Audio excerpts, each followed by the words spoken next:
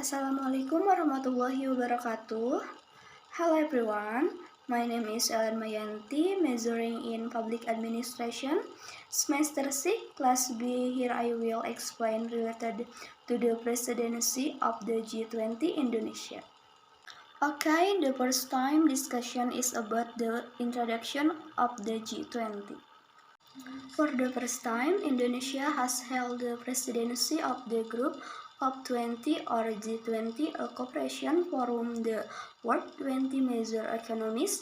The period of the Indonesian presidency lasts for 1 year, from December 1, 2021 to November 30, 2022. The handover of the chairmanship or handover took place at the G20 summit in Rome, Italy on October 31, 2031 from PM Mario Draghi, President of Italy, to President Joko Widodo. The G20 is an international forum that focuses on policy coordination in the economic and development field. The G20 represents the world economic and political power with its membership comprising 80% of the world GDP, 75% of global export, and 60% of the global population.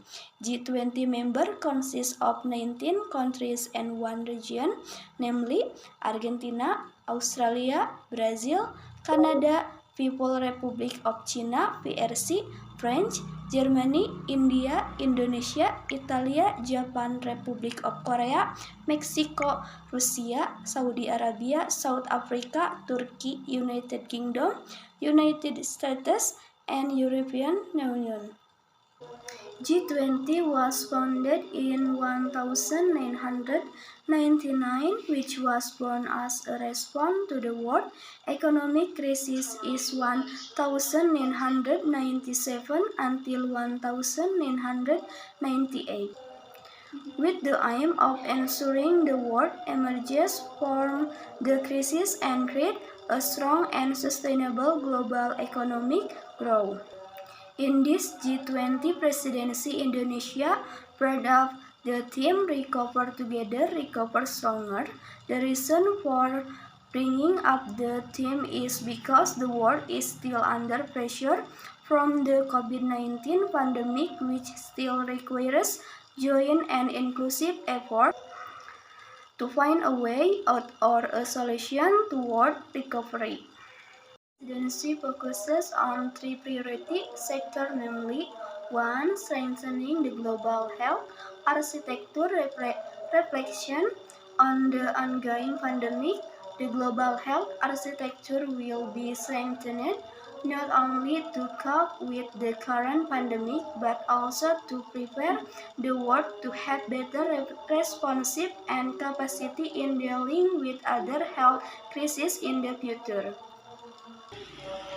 2. Digital transformation. Digital transformation is one of the main solutions in driving the economy during a pandemic and has become a new source of economic growth.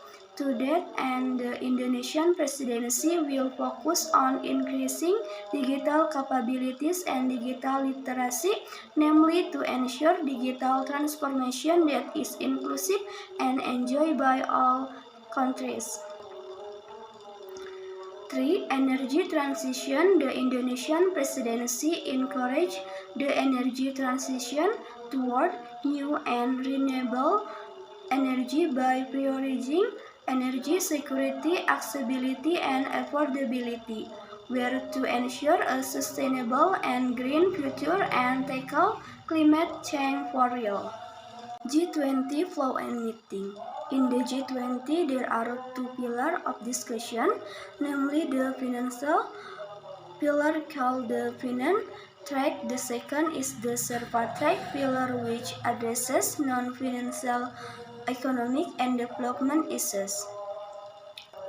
Each of these pillars has a working group called working group. In addition to the two tracks above, there are also engagement group, which are 10 community group for various professional circles which raise various topics of discussion.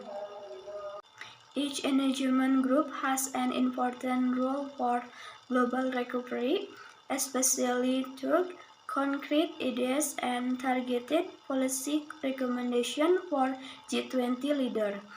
The G20 Indonesia presidency has scheduled more than 180 series of main activities, including engagement group meeting, working group meeting, deputies or server-level meeting, ministerial level meeting, to the head of state meeting KTT in Bali later.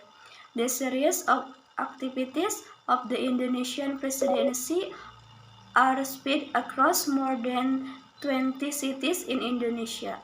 Pillar of the 2022 G20 Presidency of Indonesia: 1. Strengthen the partnership environment. 2. Drive productivity. 3. Increase durability and stability. 4. Ensure sustainable and inclusive growth.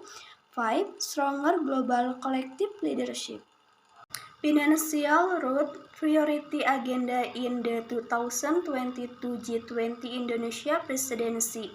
1. Exit strategy to support recovery discusses how the G20 protect countries that are still on their way to economic recovery, especially developing countries, from the spillover effect of exit policies implemented by countries whose economies have recovered first, generally development countries. 2. Addressing scaring effect to secure future growth, overcome the scaring effect of the crisis by increasing productivity and long-term growth, paying attention to employment, household, the corporate sector and the financial sector. 3. Payment system in digital era, cross-border payment standard CBP, as well as the development principle of CBDC, general principle for developing CBDC. 4. Sustainable finance discusses climate risk and risk of transition to allow carbon economy and sustainable finance from a macroeconomic and financial stability perspective. 5. Financial inclusion, digital financial inclusion, and SME finance, utilizing open banking to boost productivity and support economic and financial inclusion for the underserved community, namely women, youth, and MSMEs, including cross-border aspects.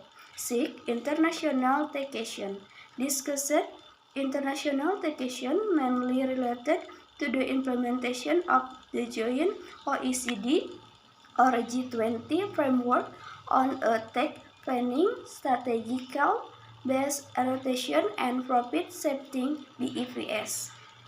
Benefit of the G20 presidency for Indonesia. 1. In the economic field, it can increase the country's foreign exchange earnings because more than 20,000 international delegates are expected to attend the meeting, which will be held in various regions in Indonesia. 2. In the political field, as chair of the G20, Indonesia can encourage cooperation with other countries, as well as a moment for Indonesia to gain credibility or the world trust in leading the global recovery. 3. In the field of sustainable economic and social development, the G20 presidency is a momentum to show that Indonesia is open for business. There will be various showcases or events showing the progress of Indonesia development and the potential for investment in Indonesia. It is hoped that this will have the opportunity to create a multiplier effect for the regional economy because it contributes to the tourism sector, accommodation, hospitality, transportation, and the creative economy, as well as local MSEs. 4. The G20 presidency in the midst of a pandemic has proven a good perception of Indonesia's economic resilience to the crisis. 5. This is a form of acknowledgement of Indonesia's status as one of the countries with the largest economy in the world, which can also represent other developing countries. 6. The G20 meeting in Indonesia are also a means to introduce tourism and Indonesia's superior product to the international community so that they are expected to be able to help drive the Indonesian economy. Okay, maybe enough explanation video from me. Thank you. Wassalamualaikum warahmatullahi wabarakatuh.